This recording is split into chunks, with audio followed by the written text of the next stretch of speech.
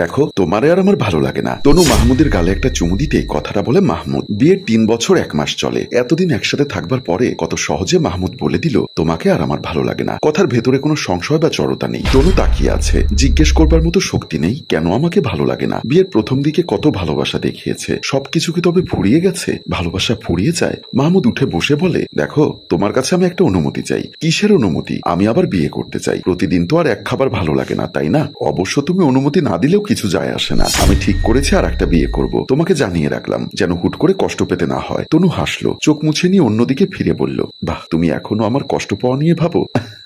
দেখো তনু, আমি হাসির কিছু বলিনি, খুব সিরিয়াস কথা বলেছি। এখন কি কেঁদে ঘর ভাসিয়ে দিব? তবে তুমি শান্তি পাবে? তবে কাঁদতে বসে যাই? আমার কোনো বান্ধবীকে ফোন দিয়ে কাঁদতে কাঁদতে বলি, শুনেছিস মাহমুদ আবার বিয়ে করতে চায়। মানুষটা অবশ্য আমার কষ্টের কথা ভাবে, তাই বিয়ে না করে আগে ভাগে আমাকে জানালো। আমি কি অনুমতি দিব বল? মাহমুদ কোনো কথা না বলে বিছানা থেকে উঠে গিয়ে বারান্দায় গিয়ে সিগারেট ধরায়। বিয়ের প্রথম দিকের দিনগুলোতে তনুর প্রতি বেশ আগ্রহ ছিল, তবে সেই আগ্রহ ফুরিয়ে গেছে। তনুর দেহে এখন কোনো সৌন্দর্য খুঁজে পাওয়া যায় না, কেমন বিরক্ত লাগে। মাহমুদের আজকাল একটা মেয়ের সাথে কথা হয়। মাহমুদের স্কুল জীবনের বান্ধবী সোনিয়া। সোনিয়াকে বলেছে তারা বিয়ে করবে। সোনিয়ার হাসি দেখলে ডুবে যেতে ইচ্ছা করে। সেবার যখন কফি শপে বসেছিল দুজনে, ইচ্ছা করছিল সোনিয়াকে এক্ষুনি বিয়ে করে ঘরে নিয়ে যেতে। মাহমুদের মাথার ভেতরে এখন শুধু সোনিয়া। এই তো সেদিন সোনিয়া লাল শাড়ি পরে ছবি দিল। মাহমুদ কি মনে করে সোনিয়ার কথা ভেবে সে রাতে তনুকে লাল শাড়ি পরতে বলেছে। মাহমুদের সিগারেট শেষ হয়। ঘরে এসে দেখে তনু রুমে নেই, হয়তো অন্য ঘরে গিয়ে ঘুমিয়ে গেছে। যাক না, মাহমুদ একা বিছানায় শুয়ে থাকে। সে ভোরবেলা নাস্তা করছে। টেবিলে তখন তনু বলে,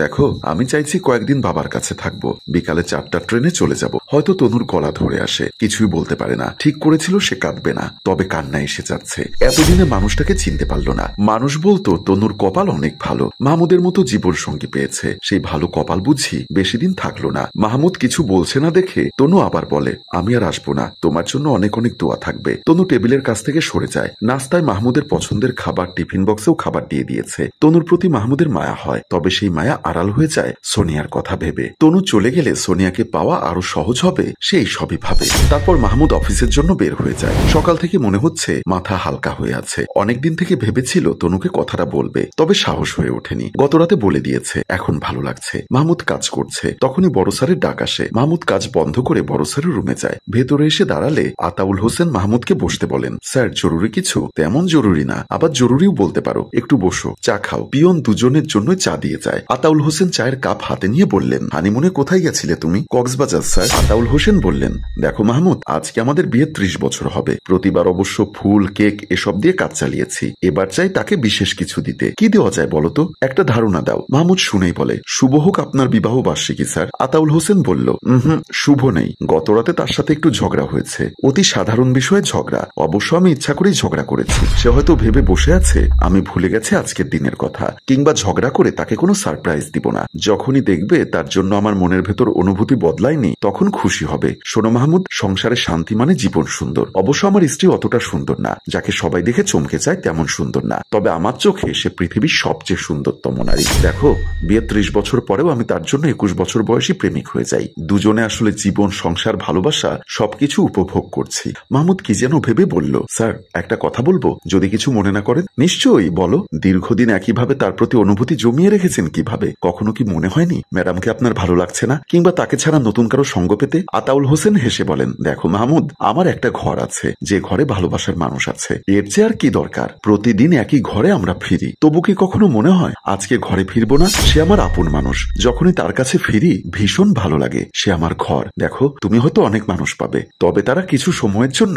যখন একজনের প্রতি মুগ্ধতা, মায়া থাকবে, তখন দেখবে জীবনে শুধু শান্তি আর শান্তি। তাকে বিভিন্ন উপায়ে ভালোবেসে যেতে ইচ্ছা করবে। সেই মানুষটাকে ছাড়া দুনিয়া অসহায় লাগবে। আমার কখনো মনেই হয়নি সে আমার কাছে পুরাতন, কিংবা আমি তার কাছে পুরাতন। বরং প্রতিদিন মনে হয়েছে তাকে নতুন করে চিনছি। আমি তাকে ভালোবাসি, সে আমাকে ভালোবাসে। দুজন মানুষ দুজনকে ভালোবাসি। এর ভেতরে দুজনের কেউই জটিলতা স্পর্শ করতে দেয়নি। তবে আমার জীবনে দেখেছি, যারা ঘরে বউ রেখে অন্য কারো কাছে শান্তি খুঁজতে যেত, তারা সুখে নেই কেউ। পারিবারিক অশান্তি থেকে শুরু হয়ে জীবনের সবকিছুতেই অশান্তি। কাউকে ঠকিয়ে ভালো থাকা যায় না, বুঝলে মাহমুদ? মাহমুদ বলল, স্যার আপনারা দুজনে ম্যামের পছন্দের কোনো জায়গায় রাতে ট্রেনে বা বাসে চলে যান। আতাউল হোসেন বলেন, তার পছন্দ সমুদ্র। তবে কি সমুদ্রে চলে যাব? বাসায় ফিরবো কিছু ফুল আর রাতের ফ্লাইটের 2টো টিকিট নিয়ে। কেমন হয়? মাহমুদ বলে, ভীষণ ভালো হয় স্যার। আতাউল হোসেন বলেন, সে কি, তুমি কাঁদছো? চোখে জল দেখছি। মাহমুদ চোখ মুছে বলে, স্যার আমি অনেক বড় ভুল করে ফেলেছি, কয়েক ঘন্টার জন্য আমাকে ছুটি দেওয়া যায়, নয়তো আমার সবকিছু শেষ হয়ে যাবে। আতাউল হোসেন বলেন,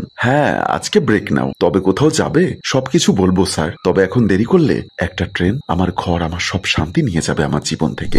আমি যাচ্ছি এখন। মাহমুদ ছুটতে থাকে, হাতের ঘড়ির দিকে তাকায়। ট্রেনের আর 20 মিনিট বাকি আছে। স্টেশনে চলে আসে সরাসরি। তনুর ফোনে কল দিচ্ছে, রিং হচ্ছে। তারপর হাঁটতে হাঁটতে দেখে তনু দাঁড়িয়ে আছে স্টেশনে, পাশে একটা সুটকেস। মাহমুদ ছুটে গিয়ে চুপচাপ তনুর পাশে দাঁড়ায়। তনুকে আজকে অন্যরকম লাগছে, মনে হচ্ছে সেই প্রথমবারের দেখার মতো। মাহমুদ কোনো কথা বলতে পারে না। তনু অন্যদিকে মুখ ফিরিয়ে তাকিয়ে আছে, চোখ ভর্তি পানি। মাহমুদ তনুর হাত ধরে। ট্রেন এসে যায়। তনু মাহমুদের দিকে তাকিয়ে বলে, যেতে হবে, আমার হাত ছাড়ো। মাহমুদ হাত ছাড়ে না, আরো শক্ত করে ধরে থাকে। না, ছাড়বো না। তুমি আমার জীবনের সব সুখ শান্তি। আজ তুমি চলে গেলে আমার জীবন থেকে সব শান্তি চলে যাবে। আমি বুঝতে পেরেছি, তবে একটু দেরি হয়ে গেছে তরু। আমি আমার ভুল বুঝতে পেরেছি। ট্রেন চলে যাবে, ছাড়ো। প্রচন্ড অভিমানে বলে তনু। তনু মাহমুদ দুজনে একইভাবে দাঁড়িয়ে থাকে। মাহমুদ তনুর সুটকেসের পাশে নিচু হয়ে বলে, তুমি আমাকে ছেড়ে যেও না। এই ছোট্ট জীবন তোমার সাথে কাটিয়ে দিতে চাই। আমি ভুলের ভেতরে ছিলাম, সব ভুল ভেঙে গেছে। তনু কাঁদতে কাঁদতে বলে, কেন তুমি আবার বিয়ে করবে না? আমার ভেতরে তো এখন কোনো মুগ্ধতা বা আকর্ষণ নেই তোমার। মাহমুদ তনুর পায়ে হাত রাখে। তনু পা সরিয়ে নেয়। মাহমুদ বলে, দেখো আমি তোমার সাথে এই জীবন কাটিয়ে দিতে চাই, প্লিজ থেকে যাও, ছেড়ে যেও না। তনু চোখ মুছে সুটকেস নিয়ে এগিয়ে যায়। মাহমুদ সন্ধ্যায় বাসায় ফেরে, বেশ ক্লান্ত। আজ তার সব শেষ হয়ে গেছে। জীবনের সমস্ত সুখ চলে গেছে এক নিমেষে। একটা ভুল সত্যিই তার সারা জীবনের কান্না হয়ে গেল। হঠাৎ ঘরে লাইট জ্বলে ওঠে। মাহমুদ অবাক হয়ে দেখে তার সামনে তনু দাঁড়িয়ে আছে। তোমাকে কতবার বলেছি জুতো ঠিক করে রাখবে, আর নোংরা কাপড়ে কেন তুমি সোফায় বসে আছো? যাও, এক্ষুনি সব খুলে একপাশে রেখে ফ্রেশ হয়ে আসবে। আর ভেজা টাওয়েল যদি বিছানায় দেখি তাহলে কিন্তু খুব মুশকিল হয়ে যাবে। মাহমুদ এসে তনুর কোমর জড়িয়ে ধরে বলল, আমাকে ক্ষমা করে দাও। তনু বলল, যাও ফ্রেশ হও। তনু রান্না বসিয়ে দিয়েছে চুলোয়। মাহমুদও রান্নাঘরে তনুর পাশে ঘুরঘুর করছে। মাহমুদ ভাবছে তনুর মন খারাপ এখনো কমেনি, তাই রান্নাঘরের পাশে ঘুরঘুর করছে। তখনই ফোন বেজে ওঠে। আতাউল স্যারের কল। ফোন রিসিভ করতেই আতাউল হোসেন বলে, মাহমুদ আমরা সমুদ্র দেখতে যাচ্ছি না, আমরা যাচ্ছি নীলফামারী। নীলফামারীতে আমার এক বন্ধুর একটা রিসোর্ট আছে, সেখানে 2 দিন থাকবো। ঠিক করেছি দুজনে গ্রাম ঘুরে দেখবো। আইডিয়াটা তোমার ম্যামেরই। মাহমুদ আবারও শুভেচ্ছা জানায়। মাহমুদ ফোন রাখে। খেয়াল করে দেখে চুলোর পাশে দাঁড়িয়ে থেকে তনু একেবারে ঘেমে গেছে। ঘরের ভেতর থেকে ছোট্ট একটা পাখা নিয়ে তনুর পাশে দাঁড়িয়ে বাতাস করে। তনু একবার মাহমুদের দিকে তাকায়, তারপর মৃদু হাসে। চলো বেড়াতে যাই। পাহাড় নাকি সমুদ্র? এখন আবার টাকা খরচ করার কি দরকার? সামনেই বোনাস তো আছেই। বলো কোথায় যাবে? আমাদের দ্বিতীয় হানিমুনটা সেরে ফেলা যাক। তনু হেসে বলল, তুমি আমার হাত ধরে যেখানে নিয়ে যাবে আমি সেখানেই যাব, কারণ আমার সবটুকু শুধু তোমার। মাহমুদ নিজের স্ত্রীকে জড়িয়ে ধরল। আর এখানেই আমাদের গল্পের হ্যাপি এন্ডিং হয়। তবে সম্মানিত ভিউয়ার্স, গল্পটি কেমন হলো অবশ্যই জানাবেন। গল্পটির ভাবনা ও পরিচালনায় অভিক, ক্যামেরায় তানজিল এবং প্রযোজনায় মঞ্জুর মোর্শেদ। ধন্যবাদ।